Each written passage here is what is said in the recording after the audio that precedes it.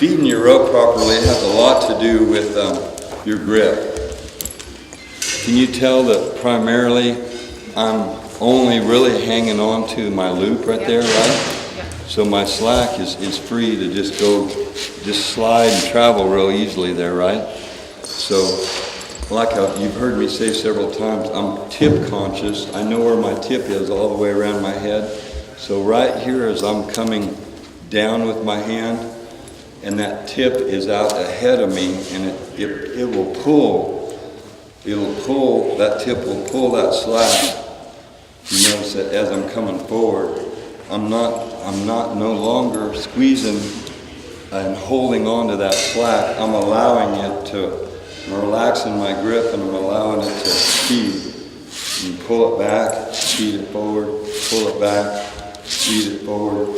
That would be a good drill for you guys to learn. And you know, like you guys heeling probably would be easier to learn with just a really nice head rope that's broke in really good like this one.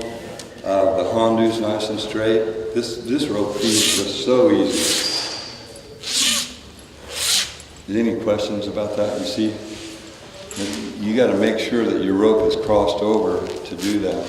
When you start your loop, how do you judge? So this is no longer 45% of the loop. And how big to start? Well, when I feed my rope out and I'm ready to rope the steer, that's when it's 45%. Yeah. But when I pull it back, it's actually a little bit more than halfway down. Yeah.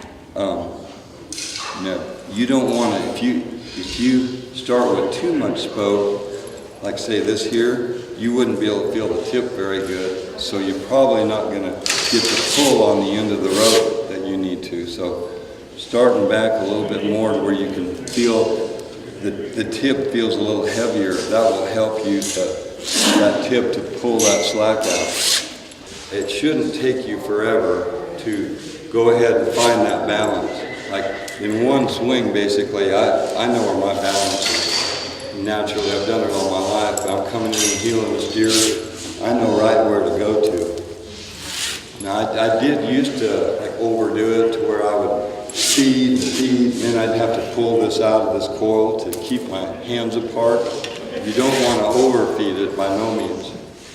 But again, determine that to be part of your business plan. You're going to get good at one or two swings having that balance set. Because I'm just here to tell you, all the schools I put on all over the country, everybody struggles with that. That's just a common part of roping. And the quicker you learn to feed that rope out and get your balance, the better. I rotate my hand, the loop is an extension of my hand, right? So, and as it's doing that, as it starts to go over, that's right where I start to feed it, okay? So feed right there. Relax your hand on the forward stroke, not coming back. There you go. And it's just a matter of playing with it. Relax it as you're coming forward, pull it apart, coming back. There you go. You're getting it. Your grip is imperative on this deal.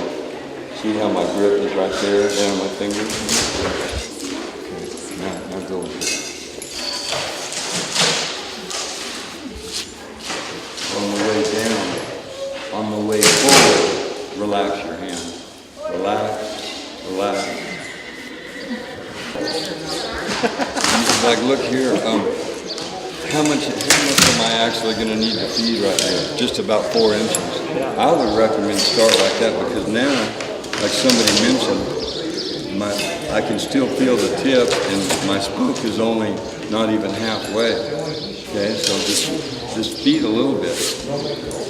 Like don't start off trying to ask yourself to feed all that much right there, or you're going to get a figure 8 in it and it's going to be hard to feed. Start within 4 inches of the right size of loop that you're going to need.